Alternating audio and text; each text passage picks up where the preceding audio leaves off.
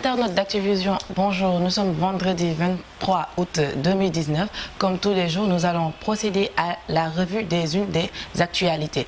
En commençant par l'actualité politique, moult controverses ont été soulevées suite à la publication de la liste du nouveau secrétariat national du PDS. Des responsables de ce dit parti ont manifesté leur mécontentement face à la décision du leader en chef, Maître Abdoulaye Wade, de nommer son fils comme successeur. Sayer Tambédou, jeune membre du comité directeur de la formation des Bleus en l'occurrence, soutient que Karim Wade doit savoir que le PDS ne lui appartient pas. Une grande avancée est à noter du côté de l'élection du maire au suffrage universel direct, décision qui est désormais actée selon le quotidien LAS. Le pôle de la majorité et celui de l'opposition se sont accordés hier sur ce principe. Scandale du pétrole et du gaz, Baba Aïdara, lui-même qui avait évoqué un scandale autour du pétrole et du gaz avant même la publication du reportage de la BBC, dit préparer une vidéo explosive de 35 minutes qui risque de soulever de nouvelles vagues. On va parler société maintenant. La succession du défunt chef des Tchantakoun soulève de nombreuses tensions entre sa veuve et son fils. Selon le journal Libération, une bagarre aurait éclaté et 6 personnes auraient été arrêtées par la gendarmerie de la brigade de Mboro. Pour offense au chef de l'État, le journaliste Adama Gaye sera entendu le jeudi prochain. Il doit s'éclairer dans le fond.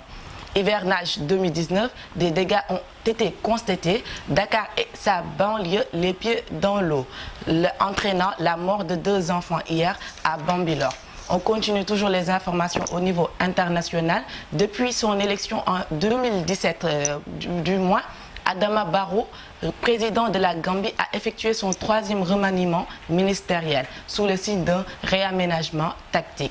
On va terminer avec sport. Le monde du football africain est en deuil.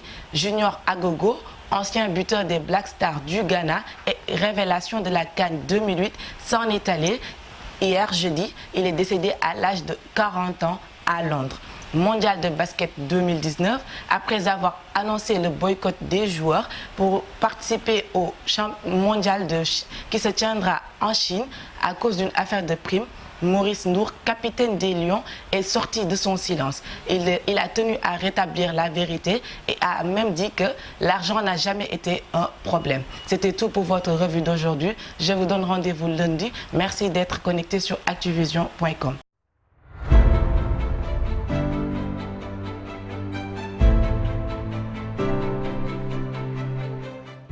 mbokk yeeg xarit yi taamu seen site web Activision ginnaaw bi ma leen nuyu dama leen di dalal ak jàmm seen revue de presse en wolof bu tey vendredi 23 août 2019 li gën a fës ci xibaaru politique yi bokk na ci coowoo boobu am ci diggante membre yooyu di parti démocratique sénégalaise moom nag daanaka ba liste boobu génnee ñuy wax ni rek Ablaye Wade moom jiital na kooku di doomam Karim Wade ngir mu nekk successeur am loolu nag yëkkati na coowoo bu bari ba kooku di Sayer Tambédou moomu di bokk ci comité directeur des jeunes ci formation bu yi moom nag nee na Karim Wade dafa war a xam ni PDS moomu ko moom kase ñu delluwaat di wax ni ci élection maire yooyu nga xam ni war na am ci suffrage universel direct loolu nag léegi bokk na décision boo xam ni acté nañ ko daanaka bind nañ ko ci papier da ñooñu di ci majorité bi ak opposition bi déggoo nañ ci kàddu démb ñu delluwaat ci scandale boobu pétrole bi ak gaz kooku di Baba Aïdara moom mi jotoon na wax ni scandale doon na am ci pétrole ak gaz avant même que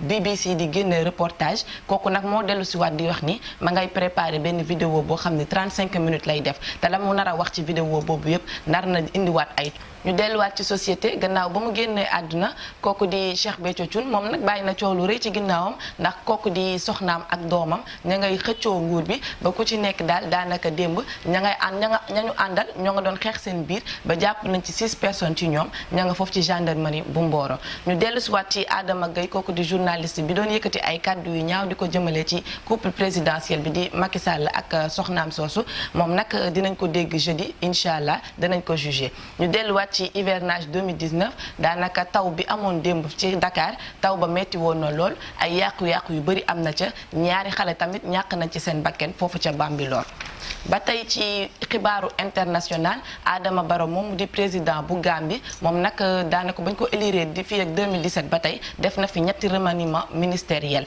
li remaniement bi mu mujjee def nag moo ngi ko tuddee réaménagement tactique. ba tey ci wàllum sport ñu jeexalee ak sport kooku di Junior Agogo moom ma nga xam ne ci équipe bu Ghana la doon football moom nag génn na àdduna démb foofu ca Londres ma nga amoon 40 ans. ci mondial basket 2019 bi war a am Chine suñu gaynde yi ñu waxoon ni ñoom nag dañuy waajal boycotté mondial ba ndax nag nee nañ ku nekk fédération sénégalaise de football yoral na la 7 millions kooku di seen capitaine di Maurice Ndour moom nag jot na yëkkati ay kàddu nee na ñaawlu na lool li ñuy wax ci ñoom te moom xaalis mosu koo yëngal benn yoon lii lañ leen indiloon ci ay xibaaru digg bëccëg di leen joxaat dig daje ba lundi incha allah.